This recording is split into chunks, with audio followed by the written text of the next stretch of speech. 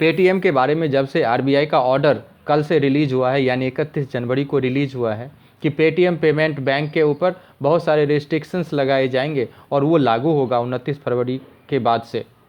जितने भी यूजर्स हैं, लगभग 10 करोड़ यूजर्स तो इनके केवाईसी वेरीफाइड हैं और साथ ही लगभग 8 करोड़ फास्टैग यूजर्स हैं।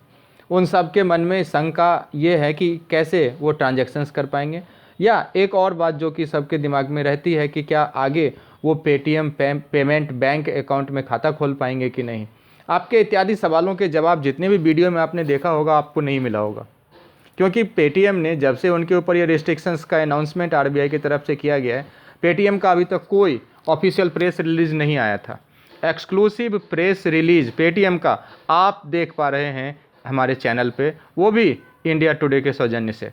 इंडिया टुडे को दिए गए पेटीएम की तरफ से प्रेस रिलीज में क्या कुछ कहा है पेटीएम ने, आइए आपको बताते हैं। कंपनी ने कहा है कि PPBL is taking immediate steps to comply with RBI directions, मतलब आरबीआई के डायरेक्शंस को कंप्लाई करते हुए पीपीबीएल यानी Paytm payment bank limited effective actions लेना शुरू कर चुकी है, including working with RBI to address their concern as quickly as possible. मतलब आरबीआई के जितने भी कंसर्न्स हैं उसको एड्रेस करने के लिए।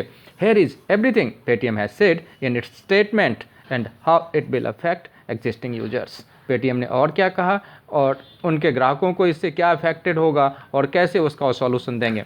Paytm says that the new move by RBI doesn't affect the existing deposit और balance that users have in their saving accounts, Paytm Wallet, Paytm FASTag और मोबाइलिटी और ट्रांजैक्शंस ट्रांजिट कार्ड्स। पेटीएम ने officially कहा है कि अभी जो restrictions लागू होंगे यानी 29 के बाद भी जो एग्जिस्टिंग ग्राहक हैं, चाहे वो पेटीएम बैंक के हों, चाहे वो फास्टैग यूजर्स हों, चाहे वो ट्रांजिट कार्ड यूजर हों, चाहे वो वॉलेट यूजर हों, 29 के बाद भी अफेक्टेड नहीं होंगे। वो अपने जितने फंड उनके पड़े हुए हैं वो खर्च कर पाएंगे। Additionally Paytm says that the platform will also continue to offer payment services to existing business owners and merchants in India.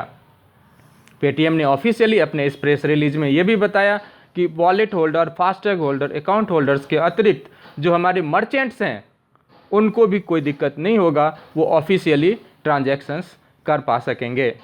197 चूँकि पेरेंट कंपनी है PPBL Paytm payment bank limited का, तो 197 communications limited offline merchant payment network offering like Paytm QR, merchants को ये QR code देते हैं, Paytm sound box देते हैं, पेटीएम कार्ड मशीन देते हैं, ये सब स्मूथली काम कर पाएंगे।